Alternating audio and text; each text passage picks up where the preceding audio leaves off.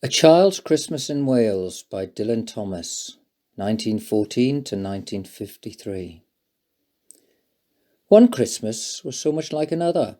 In those years around the Seatown corner now, and out of all sound except the distant speaking of the voices I sometimes hear a moment before sleep, that I can never remember whether it snowed for 6 days and 6 nights when I was 12, or whether it snowed for 12 days and 12 nights when I was 6.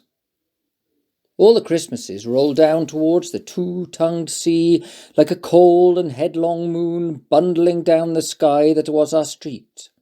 And they stop at the rim of the ice-edged fish-freezing waves, and I plunge my hands in the snow and bring out whatever I can find. In goes my hand into that wool-white bell-tongued ball of holidays, resting at the rim of the carol-singing sea, and out comes Mrs. Prothero and the fireman. It was on the afternoon of the Christmas Eve, and I was in Mrs. Prothero's garden waiting for cats with her son Jim. It was snowing. It was always snowing at Christmas. December, in my memory, is white as Lapland, though there were no reindeers, but there were cats. Patient, cold and callous, our hand wrapped in socks, we waited to snowball the cats. Sleek and long as jaguars and horrible whiskered. Spitting and snarling, they would slink and slide over the white back garden walls, and the lynx-eyed hunters, Jim and I, fur-capped and moccasined trappers from Hudson Bay off Mumbles Road, would hurl our deadly snowballs at the green of their eyes. The wise cats never appeared. We were so still, Eskimo-footed Arctic marksmen, in the muffling silence of the eternal snows, eternal ever since Wednesday, that we never heard Mrs. Prothero's first cry from her igloo at the bottom of the garden. Or if we heard it at all, it was to us like the far-off challenge of our enemy and prey, the neighbour's polar cat. But soon the voice grew louder. "Fire!" cried Mrs. Prothero, and she beat the dinner gong. As we ran down the garden with the snowballs in our arms towards the house, and smoke indeed was pouring out of the dining room, and the gong was bombilating, and Mrs. Prothero was announcing ruin like the town crier in Pompeii. This was better than all the cats in Wales standing on the wall in a row. We bounded into the house, laden with snowballs, and stopped at the open door of the smoke-filled room. Something was burning all right. Perhaps it was Mr. Prothero, who always slept there after midday dinner with a newspaper over his face. But he was standing in the middle of the room saying, "A fine Christmas," and smacking at the smoke with a slipper. "Call the fire brigade!" cried Mrs. Prothero as she beat the gong. "They won't be there," said Mr. Prothero. "It's Christmas." There was no fire to be seen, only clouds of smoke, and Mr. Prothero standing in the middle of them, waving his slipper as though he were conducting. "Do something," he said, and we threw all our snowballs into the smoke. I think we missed Mr. Prothero, and ran out of the house to the telephone box. "Let's call the police as well," Jim said, "and the ambulance. And Ernie Jenkins, he likes fires." But we only called the fire brigade, and soon the fire engine came, and 3 tall men in helmets brought a hose into the house, and Mr. Prothero got out just in time before they turned it on. Nobody could have had a noisier Christmas Eve, and when the firemen turned off the hose and were standing in the wet, smoky room, Jim's aunt, Miss Prothero, came downstairs and peered in at them. Jim and I waited very quietly to hear what she would say to them. She said the right thing always. She looked at the 3 tall firemen in their shining helmets standing among the smoke and cinders and dissolving snowballs, and she said, "Would you like anything to read?" Years and years ago, when I was a boy, when there were wolves in Wales and birds the colour of red flannelled petticoats whisked past the harp-shaped hills, when we sang and wallowed all night and day in caves that smelt like Sunday afternoons in damp front farmhouse parlours, and we chased with the jawbones of deacons the English and the bears before the motor car, before the wheel, before the Duchess-faced horse. When we rode the daft and happy hills bareback, it snowed, and it snowed. But here a small boy says, "It snowed last year too. I made a snowman and my brother knocked it down, and I knocked my brother down, and then we had tea." But that was not the same snow, I say. Our snow was not only shaken from whitewashed buckets down the sky, it came shawling out of the ground and swam and drifted out of the arms and hands of bodies of the trees. Snow grew overnight on the roofs of the houses like a pure and grandfather moss, minutely ivied the walls and settled on the postman, opening the gate like a dumb, numb thunderstorm of white, torn Christmas cards. Were there postmen then too, with sprinkling eyes and wide cherry noses? On spread frozen feet they crunched up to the doors and mittened on them manfully. But all that the children can hear was a ringing of bells. "You mean that the postman went rat-a-tat-tat and the doors rang?" "I mean that the bells the children can hear were inside them." "I only hear thunder sometimes, never bells." "There were church bells too." "Inside them?" No, no, no, in the bat-black snow-white belfries, tugged by bishops and storks, and they rang their tidings over the bandaged town, over the frozen foam of the powder and ice-cream hills, over the crackling sea. It seemed that all the churches boomed for joy under my window, and the weathercocks crew for Christmas on our fence. Go back to the postman. Oh, they were just ordinary postmen, found of walking and dogs and Christmas and the snow. They knocked on the doors with blue knuckles. Ours has got a black knocker. And then they stood on the white welcome mat in the little drifted porches and huffed and puffed, and making ghosts with their breath, and jogged from foot to foot like small boys wanting to go out. And then the presents. After the Christmas box, and the cold postman with a rose on his button nose tingled down the tea tray slithered run of the chilly glinting hill. He went in his ice-bound boots like a man on fishmonger's slabs. He wagged his bag like a frozen camel's hump, dizzily turned the corner on one foot, and by God he was gone. Get back to the presents. There were the useful presents, engulfing mufflers of the old coach days and mittens made for giant sloths, zebra scarfs of a substance like silky gum that could be tug-o-warred down to the galoshes, blinding tam-o'-shanter like patchwork tea cosies and bunny-suited busbies and balaclavas for victims of head-shrinking tribes. From aunts who always wore wool next to the skin, there were moustached and rasping vests that made you wonder why the aunts had any skin left at all. And once I had a little crocheted nose bag from an aunt, now, alas, no longer whinnying with us, and pictureless books in which small boys, though warned with quotations not to, would skate on Farmer Giles's pond and did and drowned. And books that told me everything about the wasp, except why. Go on the useless presents.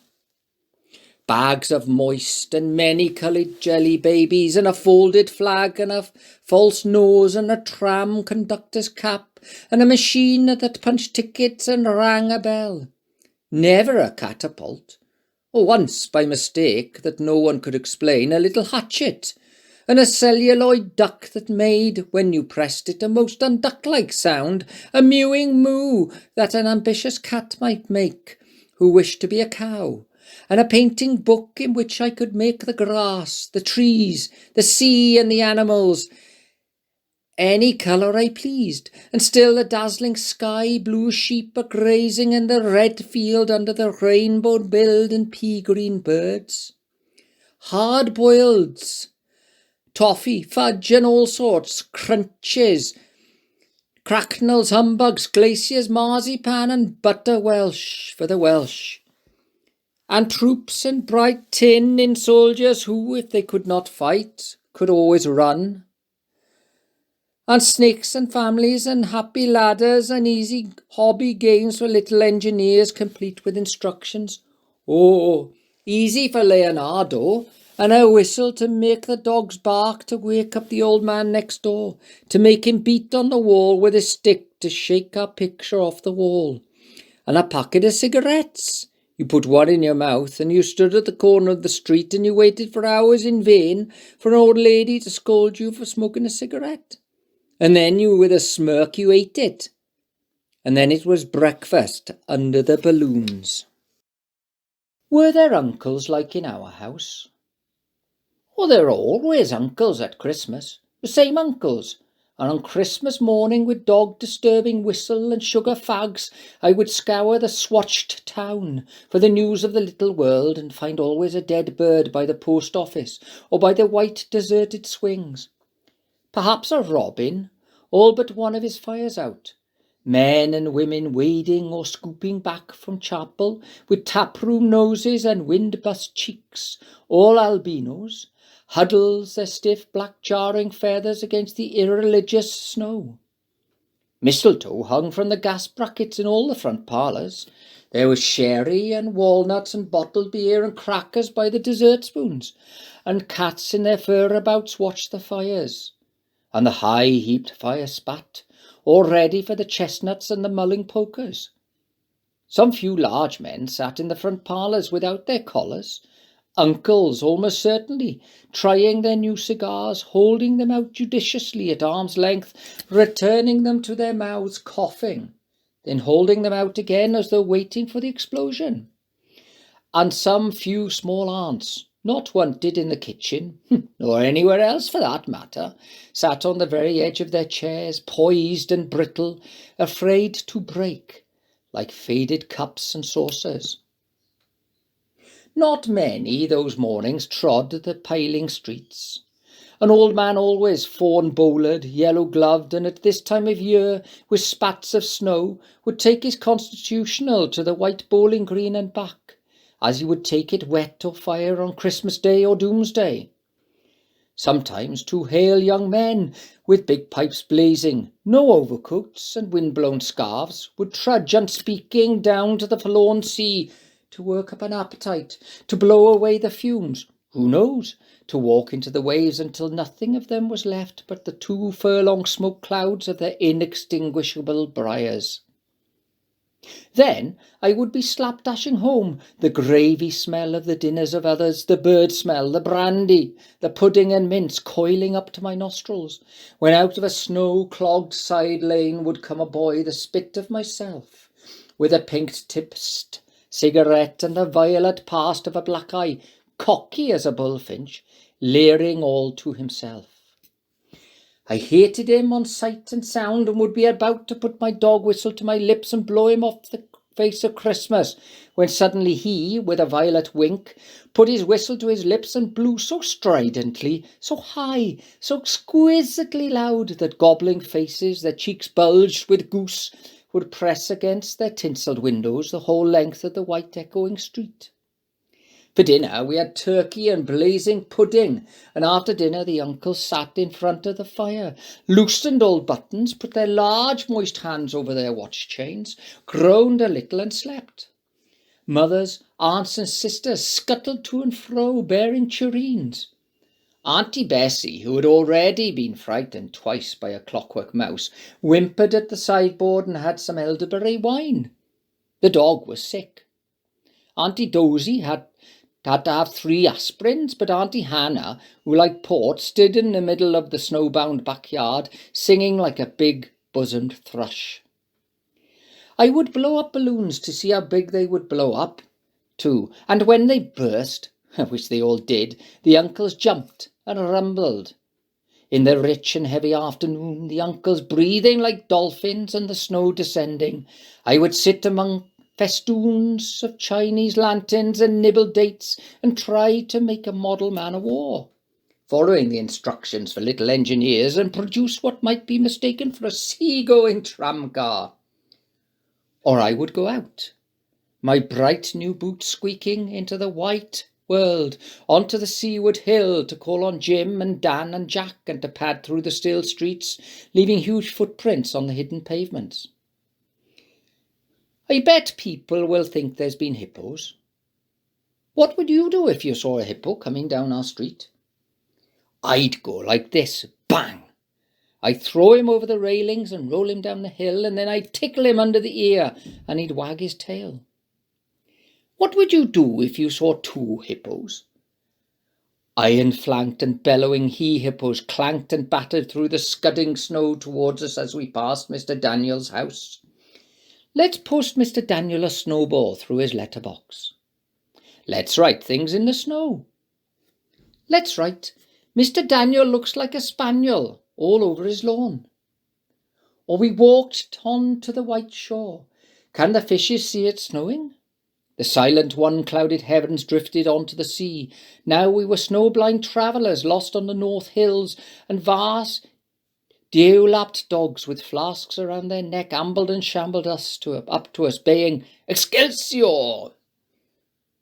We returned home through the poor streets, where only a few children fumbled with bare red fingers in the wheel-rutted snow and cat-called after us, their voices fading away as we trudged uphill into the cries of the dock-birds and the hooting of ships out in the whirling bay. And then, at tea, the recovered uncles would be jolly, and the ice cake loomed in the centre of the table like a marble grave. Auntie Hannah laced her tea with rum, because it was only once a year. Bring out the tall tales now that we told by the fire as the gaslight bubbled like a diver. Ghost wooed like owls in the long night when I dared not look over my shoulder. Animals lurked in the cubby hole under the stairs and the gas meter ticked. And I remember that we went singing carols once, when there wasn't the shaving of a moon to light the flying streets. At the end of a long road was a drive that led to a large house, and we stumbled up the darkness of the drive that night, each one of us afraid, each one holding a stone in his hand, in case, and all of us too brave to say a word. The wind through the trees made noises as of old, and unpleasant, and maybe web-footed men wheezing in caves. We reached the black bulk of the house. What shall we give him? Hark the herald. No, Jack said. Good King Wenceslas, I'll count 3. 1, 2, 3, and we began to sing, our voices high and seemingly distant in the snow-felted darkness around the house that was occupied by nobody we knew. We stood close together near the dark door. Good King Wenceslas looked out on the feast of Stephen, and then a small, dry voice, like the voice of someone who has not spoken for a long time, joined our singing. A small, dry, eggshell voice from the other side of the door, a small, dry voice through the keyhole. And when we stopped running, we were outside our house. The front room was lovely. Balloons floated under the hot water bottle, gulping gas. Everything was good again and shone over the town. Perhaps it was a ghost, Jim said. Perhaps it was the trolls, Dan said, who was always reading. Let's go in and see if there's any jelly left, Jack said. And we did that. Always on Christmas night there was music. An uncle played the fiddle, a cousin sang Cherry Ripe, and another uncle sang Drake's Drum. It was very warm in the little house. Auntie Hannah, who had got on to the parsnip wine, sang a song about bleeding hearts and death, and then another in which she said her heart was like a bird's nest. And then everybody laughed again, and then I went to bed. Looking through my bedroom window, out into the moonlight and the unending smoke-coloured snow, I could see the lights in the windows of all the other houses on our hill, and hear the music rising from them up the long, steady, falling night. I turned the gas down.